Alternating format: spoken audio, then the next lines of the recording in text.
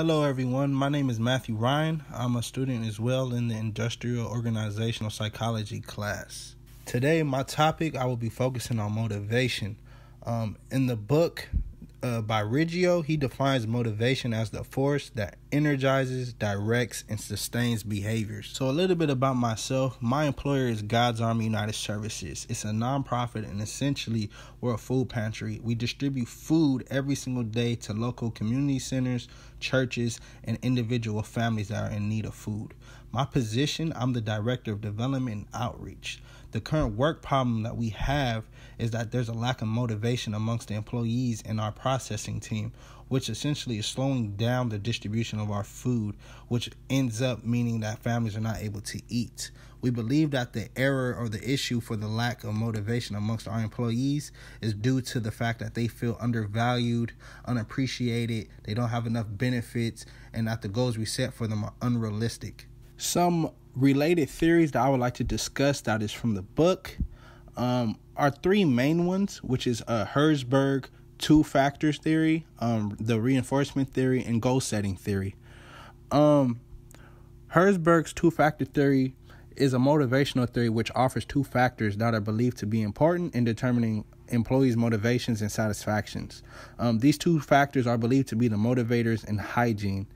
Motivators are described as elements relating to content of jobs that promote work satisfaction when those elements are present. Motivators are recognition, responsibility and achievement, content of work and advancement and growth on job, whereas hygiene is described as related elements to job context that cause job dissatisfaction when not present. Hygienes are working conditions, salaries, supervision, interpersonal relations, along with company policy and administration. This theory believes that if workers are to be kept happy, it is managers' jobs to remove any dissatisfaction that workers may have and provide the basic hygiene needs for employees. To move on from that, reinforcement theory basically is a theory that behavior is motivated by its consequences. Those motivators can either be positive reinforcement or negative reinforcements. Positive reinforcements are simply events that are enjoyable and desired by the individual, such as compliments, monetary rewards, or respect from peers. Negative reinforcers are events that add to behaviors to avoid existing negative states. The main goal of negative reinforcement is to motivate and focus on particular behavior to increase the performance to avoid negative conditions that an individual will not want. And in addition, goal-setting theory is a motivational theory as well that focuses on creating challenging and specific performance goals.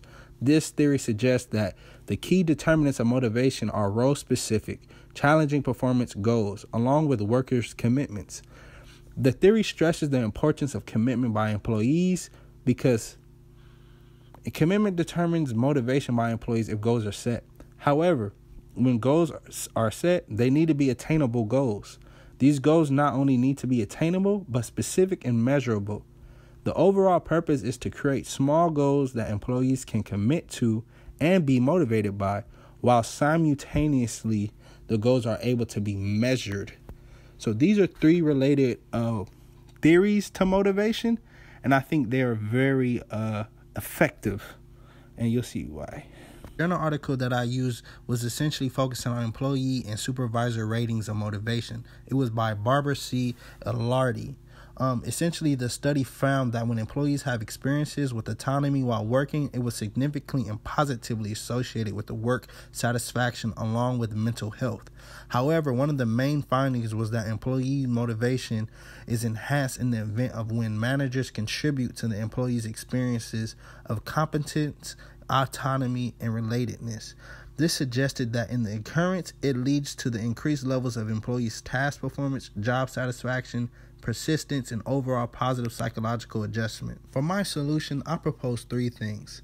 Firstly, I propose using the goal-setting theory by creating attainable goals for our employees that they feel that is achievable every single day. Secondly, I believe using the Herzberg's two-factor theory and giving employees their essential needs, meaning the motivators, by giving them the compliments, the accolades, the achievements that they did, and also applying the hygiene, which is basically giving them the appropriate benefits that they feel that they need, the wages, and also the vacation time. All those things play a factor in employees' motivation and happiness. And third, I would focus on training our managers to contribute and giving our employees the autonomy, relatedness, and the competence that they need. All these things, I believe, work together to give motivation to employees. And I feel that it is seriously lacking at my workplace. The end. If you have any questions, please post them and I will respond to them as quickly as possible. Thank you and have a good day.